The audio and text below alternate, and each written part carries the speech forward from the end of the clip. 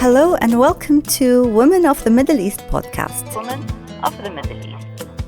This podcast relates the realities of Arab women and their rich and diverse experiences. It aims to present the multiplicity of their voices and wishes to break overdue cultural stereotypes about women of the Middle East.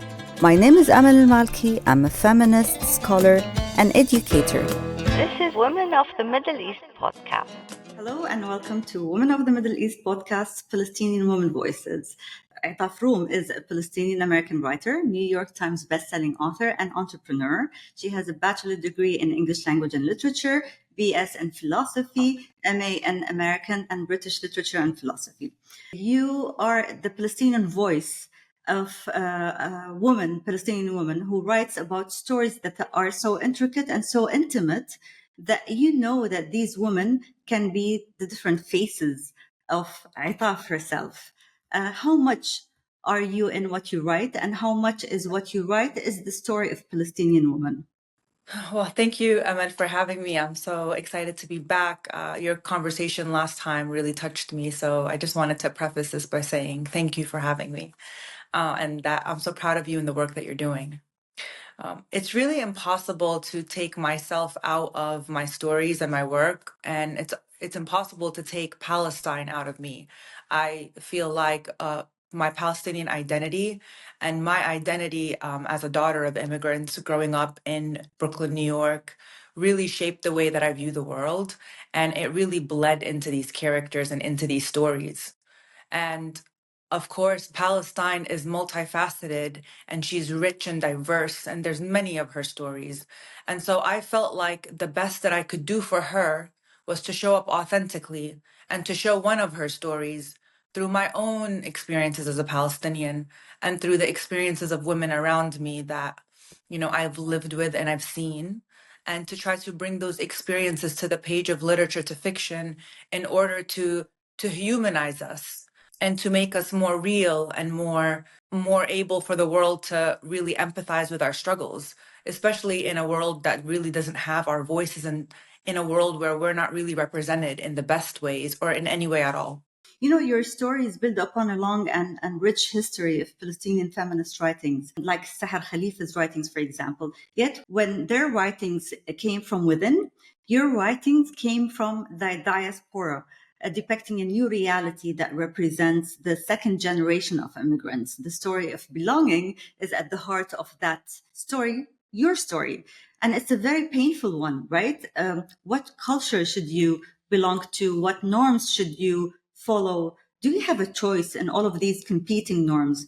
Can you talk a bit about that? Yeah, I felt like it was really important as a daughter of immigrants to talk about exile and not belonging, not just in America, but also not belonging back home in a land that's been stripped from you. So all of the characters in both of my novels really struggle with feeling this sense of unease, both within their community and within their culture, but also in the culture that they're trying to assimilate to. And I feel like that's really the norm for many immigrants, regardless of ethnicity, but specifically for Palestinians who have not yet learned to acknowledge or heal their trauma, because that trauma has been unacknowledged by the world. And so there's this sense of unease and not knowing, am I American? Am I Arab? There are some parts of me that does not connect with American values, but then there are other parts of me that feels shunned by some more toxic Arab values. And so I really wanted to explore belonging to oneself first in a world where we don't really belong to cultures in general. Exactly. And maybe create your own culture. You're a hybrid after all. Your culture, which is this hybrid culture, is one where you have a choice in what you take and what you not take. So there was a negotiation somehow through, building your own identity of what serves me as a Palestinian American and what does not serve me. Maybe this, again, looking at novels, and this is, one of the areas that I'm interested in, how the representation of Palestinians took a different forms through all of those years. But today, American Palestinians or Western Palestinians or Palestinians wherever they are have a very strong voice in bringing all of those dichotomies together and making sure that this culture, whatever the culture is, the North, the West, whatever it is that tended to dehumanize my culture, needs to listen to that because I have something to say. Yes, absolutely. And it's actually very important for us to be allowed to take up that space ourselves, especially when we come from cultures that tend to silence maybe the female voice, or the American culture that does not give us the space or the representation and tells our stories for us. It is important for people within that community to take up the space and to take that narrative into their own hand and to shed light on both the light and the dark of those narratives from within, instead of giving over that power to the Western culture or letting fear take over and not saying anything. Did you find that space with your first novel? A Woman is No Man is a novel that I love. It just resonated with me in so many different levels. I saw myself in the mother, I saw myself in the grandmother, I saw myself in the daughter. I was all over the novel, right? And it was really traumatizing in a way.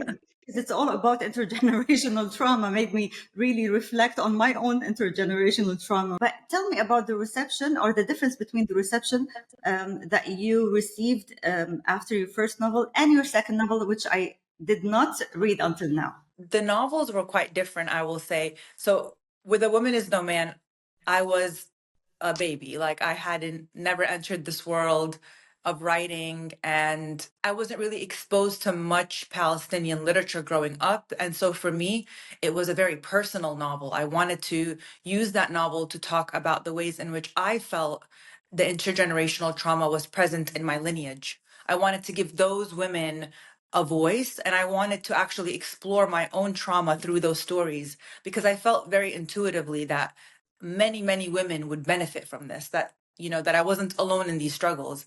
And I knew that talking about the dark aspects within our community and within our culture, that would raise a lot of criticism, especially because, again, there is no representation. We do not have representation as Palestinians.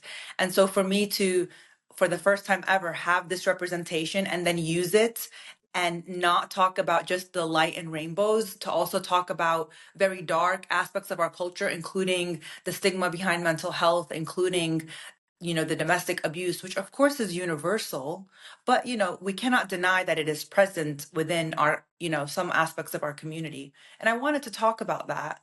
At first, I was afraid to take up space. We as women, regardless of whether we are Arab women or Western women, women in general, it's very delicate. They're not given the opportunity to take up space, especially immigrant minority women. And so for me, I was afraid that by taking up space and telling these stories, I would bring more shame and dishonor instead of what my intention was, which was to bring awareness and empathy. I did face a little bit of criticism, but the amount of people that have felt seen from the work far outweighed the criticism that I was expecting. And I think that going into my second novel, I decided to take a more intimate glance into one protagonist's life, as opposed to with The Woman is No Man, the story was about 3 generations of women. Whereas with Evil Eye, we follow this American born protagonist who is still dealing with the effects of intergenerational trauma. And the story is much more intimate.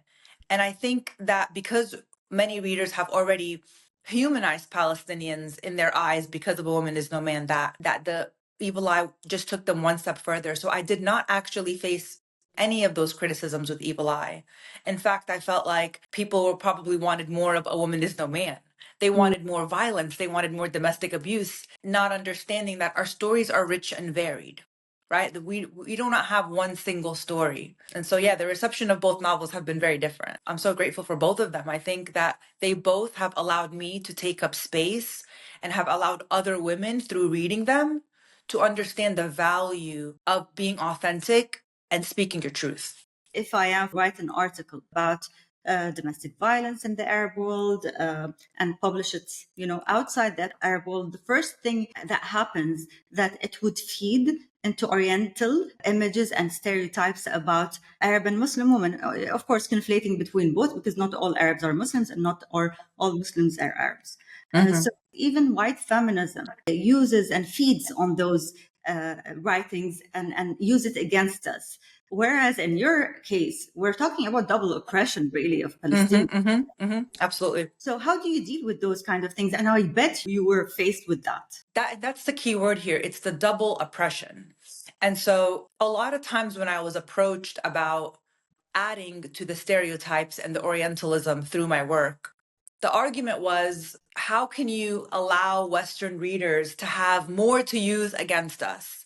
Not knowing that where we are as Arab women, not only are we victim to our own culture, but now we have to watch everything that we say so that we don't look a certain way to the Western culture, which is a lot of what Evil Eye, my second novel, deals with. It deals with this double oppression more explicitly. And I want to actually take this space to say that, and I say this a lot in interviews and in book readings, that Western women think that Arab women are oppressed, not realizing their own oppression, not realizing the system in which oppresses them in the way they look, the way they act, the how sexualized they are, and the fact that they are commodities to this consumerist capitalist culture. And so it's exactly by silencing ourselves out of fear of appearing authentically that is objectifying us and oppressing us even more. And so that's my message to anyone who is afraid of adding to the stereotypes. Whether I add to a stereotype or not, I would rather do it from my voice, my authentic Palestinian voice, than allow the narrative to be given to the Western world. I would rather show up and acknowledge the stereotype and work through them, because it will not benefit me or my community to silence myself and not speak. All I'm doing is leaving the space. I'd rather be in the space. I'd rather take up the space and add to the conversation than oppress myself doubly by removing myself from the space out of fear from my community and out of fear of adding to or giving more power to the Western world. But then I'm powerless. Either way, me and my community are powerless. So I might as well be in the room having the conversation. Absolutely. I totally agree with you. And this is exactly what I say when they tell me, why are you researching this topic? Why? Because you know what? I'm taking agency over telling my own story. And this is very powerful, because I don't want white feminists to speak on my behalf. Exactly. I definitely don't need the West to save me. So that rhetoric of, Arab or Muslim women need saving. No, it's not what we're after. I own my own experience and I am presenting it the way I want to present it. Etaf, let's speak about Gaza. So the war in Gaza, from a feminist perspective, has been coined as a war on women and children. You have referred to Palestine as she. Tell me more. Palestine has been in our blood and in our veins, and we have been grieving for her long before October, long before this war on Gaza. And I've really struggled to sit with what's happening, to really understand how it can happen, because it's these images of violence on our community, of violence on the children of Palestine. They've been embedded in our culture and we've witnessed them since we were children. I mean, I remember seeing Muhammad al-Durra. Do you remember Muhammad al-Durra? I must have been like 10. I remember that really shaped my identity.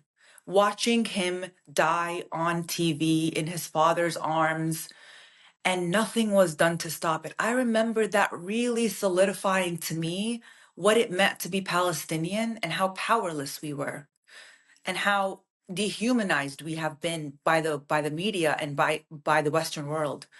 And so what's happening now in Gaza just solidifies to me a belief that I've carried with me my whole life, a belief that really has really shaped the lives of all of Palestinians, both in Palestine and in exile, which is that we do not matter. Our lives do not matter. And I think it's so important now to take up the space and to speak up against this injustice. Like, for example, me as an author, I was on tour for Evil Eye at the same time that this has been happening. And I've been threatened for events to get canceled, really facing the repercussions here in Rocky Mount where I live. People have boycotted my businesses, all because I am taking up space and speaking up and calling for a ceasefire. You would think that that is the human thing to do, right? That's what you would think. And so I think it's really put into context just how delusional the Western world has become into dehumanizing a certain group of people. I mean, as Palestinians, we've lived with this our whole lives. So what's happening now just solidifies a belief. To me, like, I've just been reminded that it's really important to take up the space and to acknowledge what's happening, because everyone in the world right now, in the Western world, is trying to erase us. They're not giving us the representation that we need. They're silencing our voices, hacking our Instagram accounts, blocking our Instagram accounts. For Palestine, for her, we have to speak up for her. We have to take up space for her, because if we don't do that, then there's no hope. I don't think that there's hope, because the world is not acknowledging the trauma of the Nakba. It hasn't acknowledged it in 1948. It's not acknowledging what it's doing to Gaza. It seems so obvious that this is a war crime, that this is unethical, but yet no one is acknowledging it. And so we then doubly have to show up. We have to show up and take up space and acknowledge it. That's the only way to heal and move forward. That's the only way. I would argue that there is a shift in the public opinion, because for the first time in history, this war is happening, unfolding in front of our eyes. Unlike any other thing that happened in the history, right? Where history has been, hijacked, written by the powerful. Till this day, we really don't know what happened here and there. But this is happening in front of all of us. There's no space to say, I didn't see that. Yes. And take a moral stand. And I would say that this is happening. If you look at the polls all around the world, they're very strong empathy, but also solidarity with Palestine. You can see now, for example, when you look at social media, that most of the social media are actually pro-Palestine. And it's not only us Arabs or, Muslims who are talking about this, because no, Palestine is Arab, Palestine is Muslim, Palestine is Christian, Palestine is all of us. Yes. What I 100% that there has definitely been a shift. And the shift is because we are waking up to the injustices of our world. We're waking up to the fact that we are not told the truth by the media, by our government, that this capitalist consumerist world of ours is exploiting other communities and benefiting off other communities. And so absolutely 100% there is a shift. But not to deny that the powers at be are still there, adamantly trying to silence and rewrite the narrative to serve them. And that's when it's up to us to continue to persevere, to bear witness, because it could be really hard to do that and disheartening. I mean, I'm not gonna lie, it's, when I get on my social media, I just start crying. Like, as much as I want to be strong and I want to post, and I'm so happy that the world is waking up, part of me still is shocked that we need to go to these lengths for a basic human truth, which is, why are we killing people? Activists believe in the power of people. Feminists believe in, the critical mass that would bring, rights to all women. But this is not happening, because politics is a dirty game after all. But also I'm hopeful that somehow the narrative is shifting. Of course, literature is a part of that shift. And through literature, you can change perceptions, maybe not immediately, which is what is needed right now. So social media is playing a huge role. What do you think your role could be? You know what? I'm actually so grateful that you brought this up, because it is something that I've been thinking about. What more can I do? What has been my saving grace through all this is understanding the amount of people whose hearts have opened because of reading my work. So that has been, to me, whenever I feel useless, because I'm sure, like, I feel useless as a human being, and I want to do more. I want to do more. I want to help. And it's hard to get over that feeling of all the suffering, and you want to do something.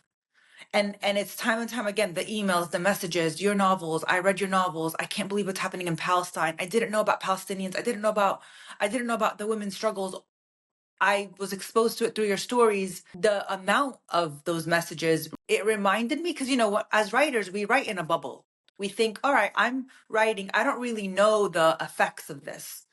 But seeing how important it was and how much it has helped change people's hearts, now I'm like, all right, what else can I do? Because you're right, the power is in the people, the power is in us. So yeah, I would use these women's stories to bring more awareness, to write more stories, to share, because that is really how this starts going. This propels more movement, is people They hear stories, and then it gives them the bravery and the courage to speak about their own stories or to do their own activism, or even just opening up their hearts to have the conversations with their families who might not see the world the way that we see it because they haven't been exposed to it, because these stories are kept away.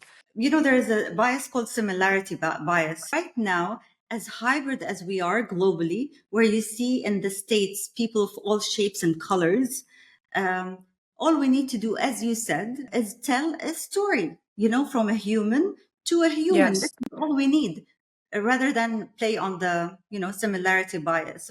Yeah, the similarity bias, just even listening to you like describe that, kind of, I had like this knot in my chest. Maybe using the similarity bias as a way to confront our own misconceptions and our own delusions about human rights. So for me, if I could only empathize with someone that has brown hair and olive skin, then what does that say about me?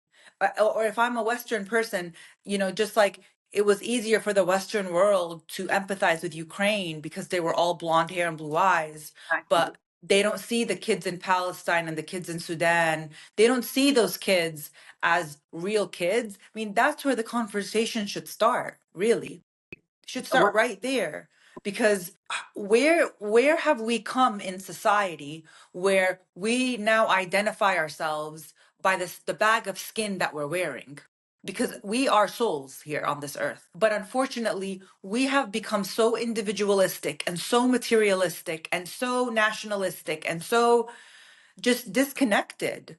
We are disconnected. In essence, we are all human beings who, when we die, we are going to the same place. We are not going to one God and one God and one God. No, we are going to the same place. We could decide what that place is, but it is the same place.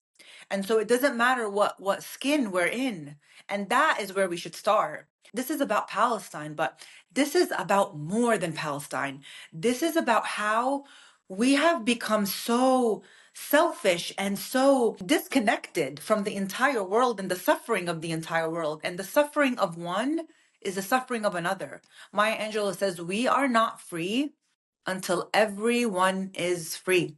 And when we start the conversation with, why is it easier for me to empathize when a white kid dies than when a brown kid dies? And why does my heart only soften for the similarity? That's where we should start, because that's problematic. That's very problematic. It's not a world that we need to raise our children in. And what's happening right now is a test to all of us. It's a test to humanity. Now what's happening in Gaza uncovered injustices and the oppression and colonialism that has been going on since 1948. So this is a test for the world. If we don't stand for Palestine, not Gazans, Palestine as a whole, I don't think there is hope. I have a lot of hope for Palestine. I have a lot of hope for humanity to realize injustice and to do something. I do. But I also believe that if we don't pass this test, there's big trouble coming ahead. Yes. But this is kind of almost like a test for us.